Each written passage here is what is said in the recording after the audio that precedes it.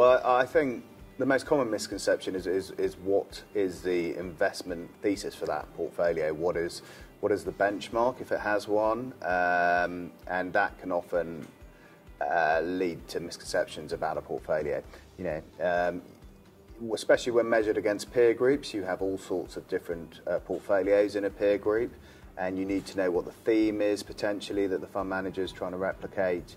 And you need some context into what the underlying strategy is, not just it's a UK equity fund or it's a corporate bond fund. What's a good rule of thumb for when firms should start taking corrective action? Sure, so I think a good rule of thumb is to take action immediately if possible. That's not always, disciplinary action, but it could be talking to the portfolio manager and the risk team about what may have happened. And monitoring definitely to see if that ever happens again. So there should be different levels of action taken.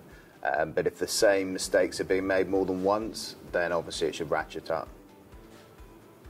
How transparent should firms be when the qualification shows below par performance? I think firms need to be transparent. Clients aren't idiots. They get a lot of data. They know what they're doing. Not always, but they'll definitely get an idea if they think you're underperforming. Now, there could be very good reasons why you're underperforming a very broad benchmark, peer group, things like that. So that's when I think you need to educate clients on exactly where the underperformance may have come from and why. And obviously, sometimes it will just be a mistake. I think a fund manager who gets something right 55% of the time would be very successful. So 45% of the time, things aren't going to be perfect. But you need to engage with the clients with a level of transparency so they understand what's going on.